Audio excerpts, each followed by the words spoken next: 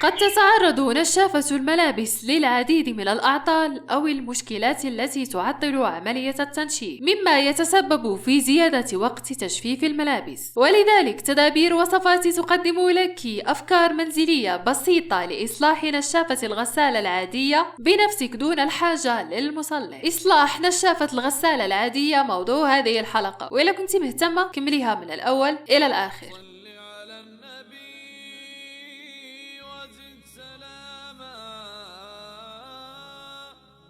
السلام عليكم، معكم هند من قناة وصفاتي، القناة الأولى والأكثر تنوعا الخاصة بالتدابير المنزلية. إذا كنت أول مرة كتشاهدي القناة ما تنسيش الاشتراك وتفعيل الجرس باش توصلي دائما بالجديد. وشكون فينا ما كيعانيش الامرين، خاصه اذا خسرت ليه النشافه ديال الغساله العاديه. اليوم ان شاء الله غادي نقدم لكم افكار منزليه بسيطه من خلالها غادي تقوموا باصلاح نشافه الغساله او صيانه نشافه الغساله العاديه بنفسك بدون الاستعانه بمصلح. كذلك مع بعض الافكار اللي غادي تفيد جميع ربات البيوت. بزاف ديال السيدات كيبحثوا على طرق تعطير الملابس اثناء الغسيل بدون الاستعانه بالمواد الكيميائيه اللي اكيد متوفره بكثره في الاسواق ديالنا المغربيه. غادي نحتاجو فقط لمكون وحيد اللي هو العصير ديال الحامض. كي راكم عارفين فالحامض الرائحه ديالو زكيه وكتدوم لفتره طويله، بالاضافه الى انه ما غاديش يعطيك فقط التعطير، انما غادي يزول لك اصعب واعنت البقع. وكذلك في الاخير من بعد ما غادي تجبدي الملابس ديالك ما غاديش تحتاجيه للكوي، لانه متعارف ومتداول على الحامض انه كيساعد في نعومه الملابس وما كيكونش فيهم الانكماش. كذلك بالمناسبه السيدات اللي كيبحثوا على طرق لتقويه او زياده فعالية المسحوق ديال تنظيف الملابس، سبق لي وتكلمت لكم على هذا الموضوع، غادي نخلي لكم الرابط في صندوق الوصف. علل النفس بصبر فعسى يكتب أجر. علل النفس بصبر فعسى. وندزو مباشرة للفكرة المنزلية البسيطة الأخرى اللي كانت أكثر تساؤلا على القناة. هند الغسالة ديالنا كديرنا واحد الصوت مزعج، خاصة الغسالة العادية. غادي نعطيكم هذه الطريقة البسيطة ومن الآن فصاعدا نقولي وداع لصوت الغسالة المزعج. بزاف ديال المنازل كيتوفروا على هاد الفراشة ديال 5 دراهم، ما عرفتش بالضبط الاسم ديالها. 5 دراهم كتكون فيها عدة قطع، كان 5 حتى 6 ديال القطع. فهذه راكم عارفين أنها من السيليكون، والسيليكون دائما متعارف عليه انه كيمتص لك الاصوات اللي كتكون مزعجه، وكذلك حتى الصدمات بالنسبه للسيدات اللي كيعانيوا عدم ثبات ديال الغساله. اولا من بعد ما كنوضعوها على سطح اللي كيكون مستوي، نحاولوا كذلك بواسطه الميزان ديال الماء نتعرفوا واش محطوطه بشكل جيد او لا، لان حتى الحطه ديال الغساله كتساعد باش انها كتعطيك صوت اللي كيكون مزعج. اذا درنا هاد العمليات كامله ولقينا بان الغساله ديالنا مازال فيها واحد الصوت اللي قوي ومزعج، ما عليكم الا انكم ديروا هاد الطريقه، اننا كناخذوا هاد اللعيبات او هاد الفراشات ديال السيليكون وكنوضعوها على الجهات او الاسفل او الارجل ديال الغساله، وكنخدموا الغساله هذاك السيليكون كيمتص لنا الصوت المزعج. وكذلك حتى الغسالة كتكون ثابتة خاصة في المرحلة ديال التجفيف. علل النفس بصبر فعسى يكتب أجر. علل النفس بصبر فعسى يكتب أجر.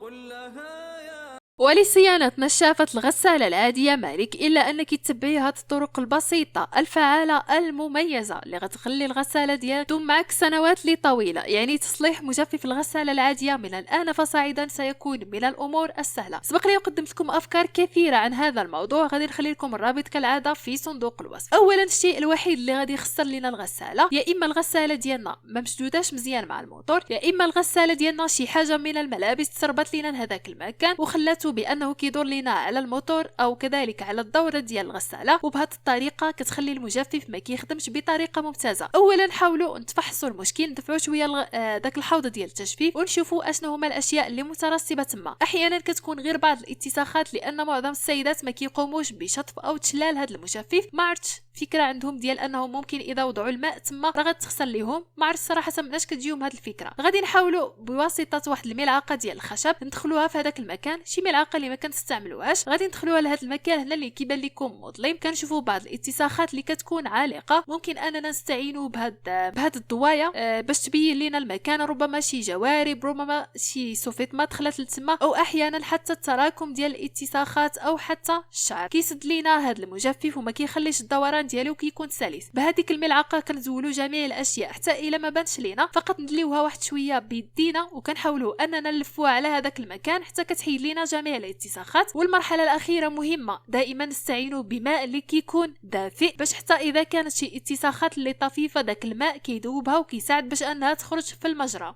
نفس صبرا بعد هذا العسر. السيدات اللي داروا هذه الطريقه وما لقاوش المشكل عندهم، ممكن انكم تحلوها من الخلف وغادي تشوفوا واش النشافه ديالكم راه موضحه ليهات، واش لاصقه مع الموتور ديال المجفف ولا ما لاصقاش، او ربما يكون شي خيط مزول من المكان ديالو ممكن انكم تسوديوه. علل النفس بصبر فعسى يكتب أجر. علل النفس. كذلك بالمناسبة السيدات اللي كيعانوا من انسداد الغسالة، راه سبق لي وقدمت لكم موضوع شامل على هذا المشكل، غادي نخلي لكم الرابط في صندوق الوصف. بصبر فعسى يكتب أجر. قل لها يا نفس صبرا بعد هذا. وندوز مباشرة للفكرة المنزلية البسيطة الأخرى اللي غادي تفيد جميع ربات البيوت، اللي هو تعطير الغسالة. أحيانا المياه الراكدة كتكون النتيجة ديالها الحتمية الفعلية روائح اللي كتكون كريهة، لذا دائما كنقترح على السيدات أنهم من مورا العملية ديال تنظيف الملابس ومن بعد ما كنشللوها بشكل جيد أننا نقوموا بالتنشيف ديالها بواسطة واحد الفوطة على ما كتنشف لينا. السيدات اللي عندهم هذا المشكل ممكن أنكم تستعينوا فقط بكمامة، كمامة اللي كتكون نظيفة كالعادة. كنرجع نأكد لكم ضروري انكم تستعملوا كمامه اللي كتكون نظيفه. كي راكم تشوفوا فيها طبقات كثيره، كنحاولوا اننا نقطعوها من واحد الجهه وكنوضعوا فيها الاعشاب العطريه. السيدات اللي كيسولوني على الاعشاب العطريه، اكليل الجبل، الورد، البابونج وكذلك الزعتر. علل النفس بصبر فعسى يكتب أجر.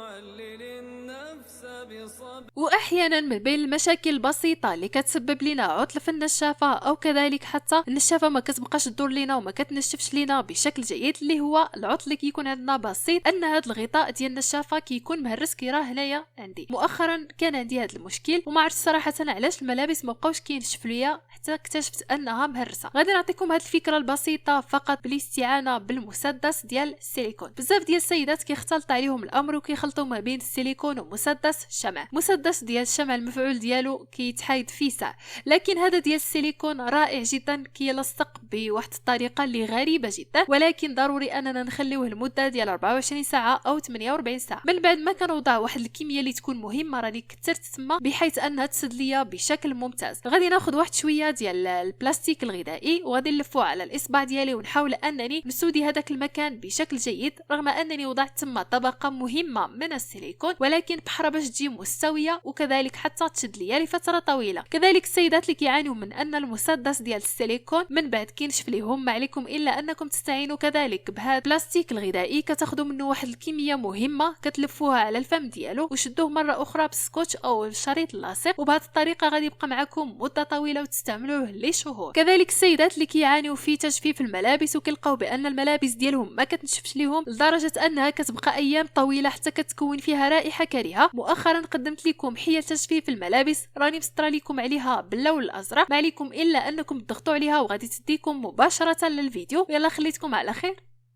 بسلامه. فعسى يكتب أجر.